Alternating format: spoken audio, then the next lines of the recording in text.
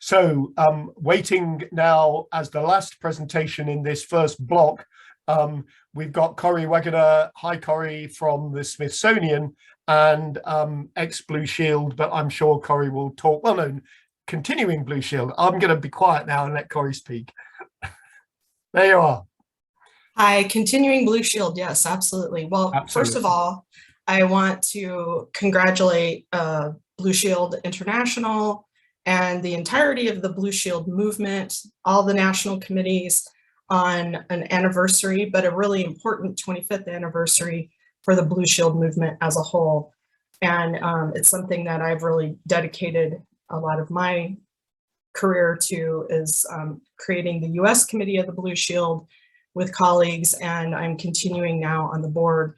And so congratulations everyone on our longevity and the strong future that we have to look forward to.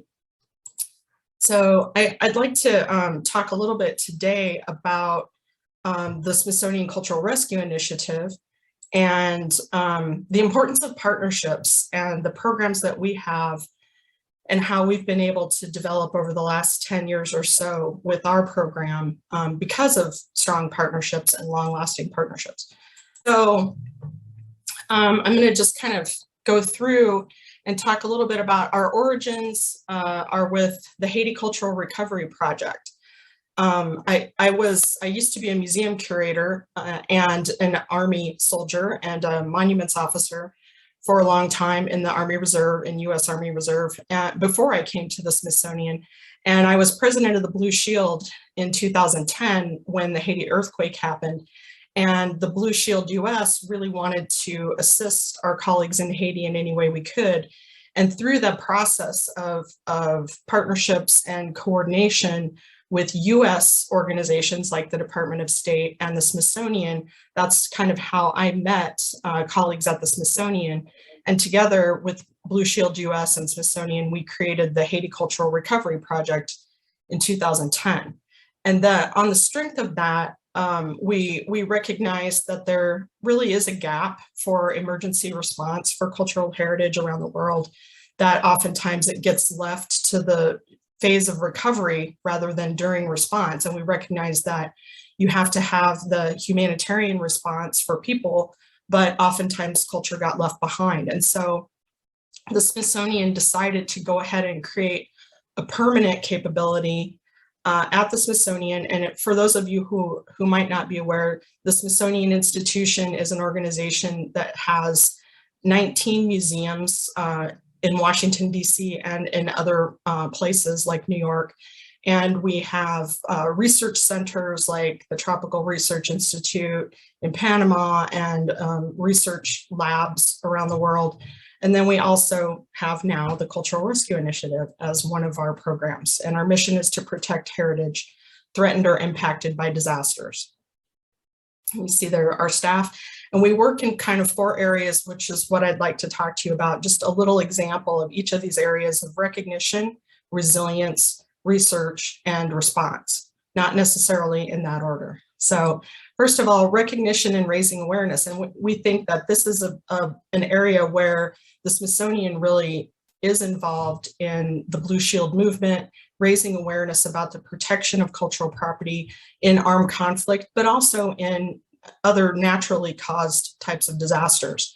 And we do this through small exhibitions, conferences, and things of the like. Death of History is something we did back in 2015 to raise awareness amongst members of Congress here in the United States about the need to protect cultural property that was being destroyed by the ISIS groups.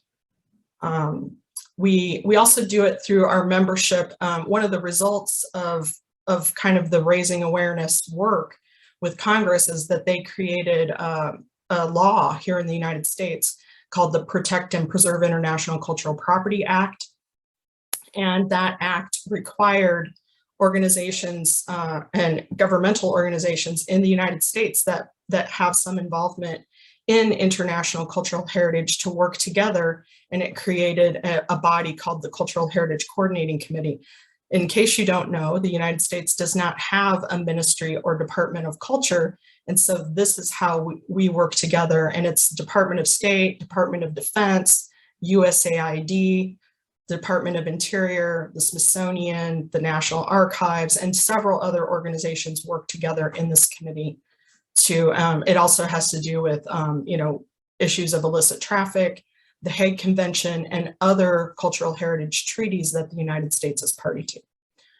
Domestically, we work with with FEMA, our Federal Emergency Management Agency, and together the Smithsonian and FEMA co-chairs what's called the Heritage Emergency National Task Force.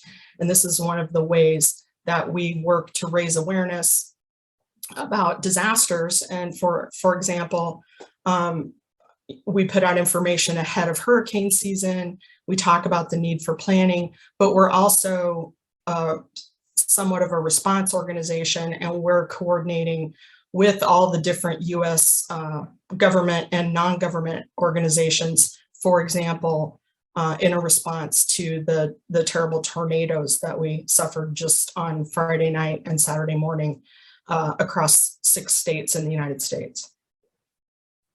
With regard to response, I'm just mentioning a few ones in recent memory. This is some of the work we did in Nepal, which was a partnership with ECROM and ICMOS and several other organizations. We've worked with partners in non-government controlled areas of Syria. This is an example of working with our colleagues who've subsequently now created an organization called Samat that we still partner with today. The Mosul Cultural Museum Rehabilitation is a partnership with the Mosul Museum, with the Louvre Museum, and the World Monuments Fund to do the rehabilitation of this museum. And I'm gonna mention a little bit more about that because I think it's important to what the Blue Shield is involved in. We're treating the Mosul Museum, when we first intervened back in 2019, we treated it like a cold case crime scene. And our team at the Smithsonian worked closely with the FBI art crime team to develop a methodology whereby we really had to carefully document the damage to the museum because we wanted to be sure not to miss critical evidence that might later be used in a prosecution for potential war crimes under the Hague Convention or some other criminal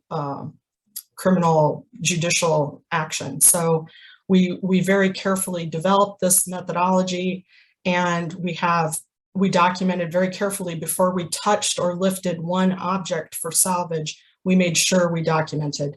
We have more than 4,500 photos inside and outside the museum and its environs. We have lots of video, and we carefully collected evidence of the crime while we were also figuring out whether the museum was safe and stable to be rebuilt, etc. And so we did a careful report for the Iraqi Ministry of Culture, and now we're continuing on with the project, and the collections have been salvaged. The Louvre is working with colleagues on actual conservation treatment for the damaged objects, and we hope to see a fully recovered museum in the coming years. Our research program has a lot to do with satellite mapping and cultural heritage inventories and just documentation.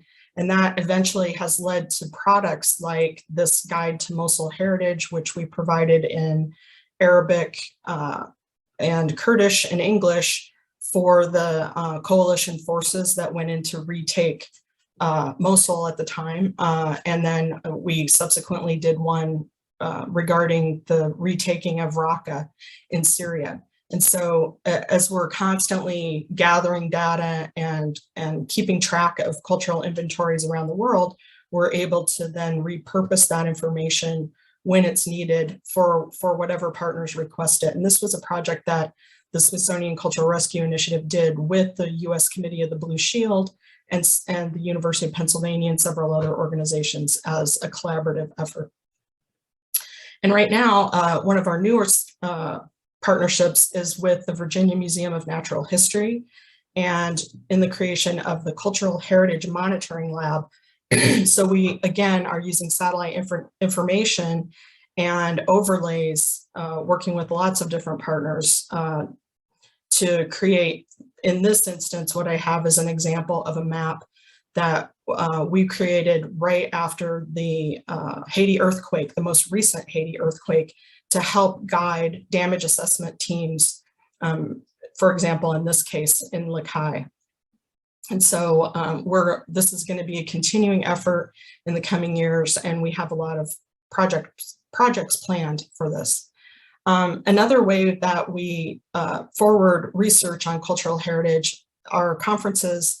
This was pretty much the last in-person event we were able to host at the Smithsonian right before COVID, and we had a number of speakers. You can watch all of this on the SCRI, Smithsonian Cultural Rescue Initiative YouTube channel.